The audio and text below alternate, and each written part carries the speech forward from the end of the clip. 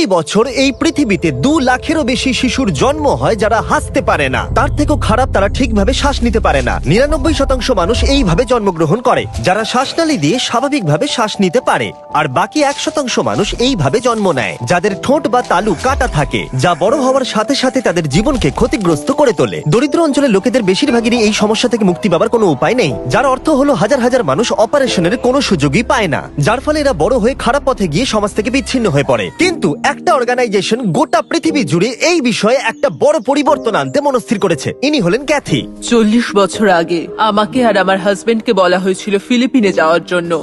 আমরা একের পর এক সাইটে যাই আর আমরা সেখানে 300 জন বাচ্চাকে পাই যাদের ঠোঁট কাটা। আমরা ভেবে পাচ্ছিলাম না কি করব। আমাদের যা সম্ভব আমরা করেছি, আর আমরা 40 জনকে তাদের চিকিৎসা দিতে পেরেছি। তাই আমরা যে কাজটা শুরু করেছি সেই কাজটা আমাদের শেষ করতেই হবে।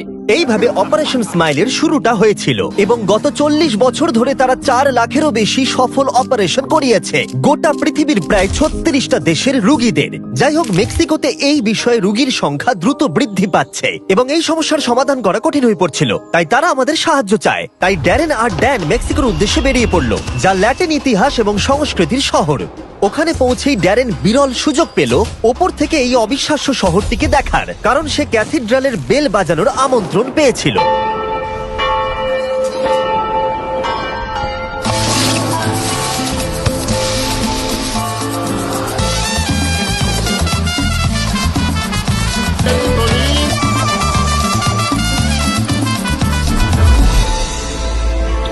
তাদের স্বাগত জানায় মারিসিও। আমি অপারেশন স্মাইলে জয়েন করেছি 11 বছর আগে। আমি জানি এখানে আমার কোনো লাভ হবে না, তাও আমি এখানে জয়েন করেছি কারণ মেক্সিকোতে এমন অনেক মানুষজন রয়েছে যারা চিকিৎসার সুযোগ সুবিধা ঠিকঠাক মতো পান না। যেমন আমি একজন অল্প বয়সী মহিলার সাথে দেখা করলাম। যখন সে আমাদের কাছে এসেছিল তখন তার একটা চোখের মধ্যে ক্ষত ছিল। তারা ওকে পাথর ছুঁড়ে মেরেছিল কারণ ওর কথা বলার ধরন তাদের পছন্দ হয়নি। এটা শুনে আমি খুবই কষ্ট পেয়েছিলাম। আমি সবসময় বলি যে রোগীর পিছনে একটা গল্প আছে এবং গল্পের পেছনে একটা মানুষের ভূমিকা আছে। আর এইসব কারণেই আমি মেক্সিকোতে নিজের জীবন উৎসর্গ করার সিদ্ধান্ত নিয়েছি। আমরা একটি অল্প বয়স্ক শিশুর সাথে দেখা করেছি এবং সে আমার জীবনে দেখা মিষ্টি বাচ্চাদের মধ্যে একজন, কিন্তু তার মুখে একটা ভয়ানক বিকৃতি রয়েছে। এই শিশুটি খুবই মিষ্টি এবং খুব ফুটফুটে, কিন্তু বড় হওয়ার সাথে সাথে সে এত ভয়ানক সমস্যার মুখোমুখি হবে সেটা জেনেই আমার কষ্ট হচ্ছে। এই রোগীদের মধ্যে একজন ইমানুয়েল। 17 মাস আগে সে একটা ফাটা তালু নিয়ে জন্মগ্রহণ করেছিল। তার বাবা হলো জেরোনিমো, একজন সিঙ্গেল ফাদার যিনি চিয়াপাসের গ্রামীণ অঞ্চলে বসবাস করেন, যেখানে বাস করে তার পক্ষে চিকিৎসার খরচ চালানো এক প্রকার অসম্ভব, কারণ তার রোজগার একেবারেই যথেষ্ট নয়। তার মানে হলো তার একমাত্র আশা ছিল তাকে 17 ঘন্টা বাস যাত্রা করে পুয়েবলা পর্যন্ত গিয়ে তার ছেলের অপারেশনের জন্য নাম নথিভুক্ত করানো, আর নির্বাচিত না হলে তার ছেলের সুস্থ হবার এই শেষ সুযোগটাও সে হারিয়ে ফেলবে। আমরা যদি এই প্রোগ্রামগুলোর মধ্যে যে কোনো একটা দেখি তাহলে সেটার জনসংখ্যা দেখুন। 10টা বাচ্চা বা 2টো বাচ্চা নয়, প্রচুর বাচ্চা আর ফ্যামিলিরা রয়েছে। আপনারা এই ফ্যামিলিগুলো দেখবেন, এদের মুখ দেখবেন, কিন্তু যদি আপনারা নিচে দেখেন তাহলে দেখবেন কোনো জুতো নেই। তারা তাদের সন্তানের জন্য সবকিছু করতে পারে। এদের পিতামাতার কথা ভাবলেই আমার ভেতরটা যন্ত্রণায় ফেটে যাচ্ছে। এমন একটি শিশু যার সার্জারির প্রয়োজন, কিন্তু তার প্রয়োজনীয় অর্থ এনারা জোগাড় করতে পারেন না। আর যখন আমরা দেখলাম এই পরিবারগুলোর অবস্থা কতটা খারাপ ছিল, তখন আমরা সাহায্য করতে সিদ্ধান্ত নিলাম। তাই আমরা 100টারও বেশি অপারেশন করাবো বলে ঠিক করলাম। তাই পরের দিন স্ক্রিনিং কমপ্লিট করে নিয়ে সময় চলে এলো রোগী নির্বাচন করবার। জেরোনিমো খুবই চিন্তিত ছিল, কারণ সে নিশ্চিত ছিল না তার সন্তান নির্বাচিত হবে কিনা। আজ আমার জন্য খুবই ইমোশনাল একটা দিন। আমার পেছনেই রোগীরা বসে আছে আর এবার সার্জারির অ্যানাউন্সমেন্ট হবে। তাদের শুধু এটুকুই বলা হবে যে তাদের জীবনটা পুরোপুরি বদলে যেতে চলেছে।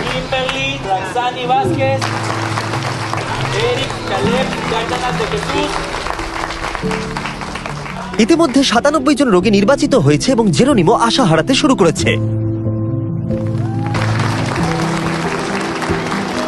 এবার 99 নম্বর রোগীর ডাক এলো। তার স্বপ্ন সত্যি হলো, তার চোখের জল আনন্দই প্রকাশ করছিল।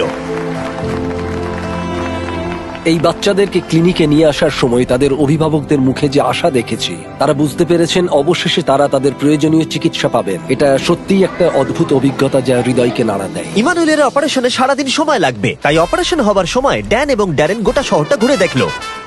আমরা পার্কের মধ্যেই ঘুরছিলাম আর এখানে একটা মারিয়াসি ব্যান্ড দেখতে পেয়েছি। আমি এটা সবসময় চেয়েছি যে ড্যারেন যেন একটা মারিয়াসি ব্যান্ড জয়েন করে। তো আশা করছি আজকে আমার স্বপ্ন সত্যি হবে। সরি, ওই যে আমার বন্ধুকে দেখতে পাচ্ছেন, ও আপনাদের ব্যান্ডে জয়েন করতে চায়। ওকে, এই টুপিটা পরে নাও।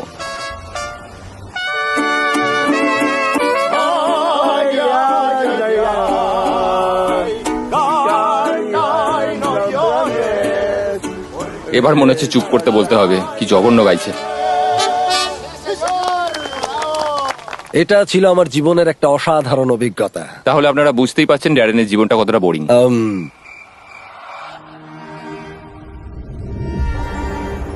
ইমানুয়েলের অপারেশন শেষ হয়ে গিয়েছিল আর জেরোনিমো তার ছেলেকে এই প্রথমবার হাসতে দেখতে পারবে। সার্জারির সময় আমার সবচেয়ে প্রিয় মুহূর্তের মধ্যে একটি হলো যখন বাচ্চারা সার্জারি কমপ্লিট করে বেরিয়ে আসে, কারণ সেই প্রথমবার তাদের বাবা মায়েরা নিজের সন্তানকে সুস্থভাবে দেখে।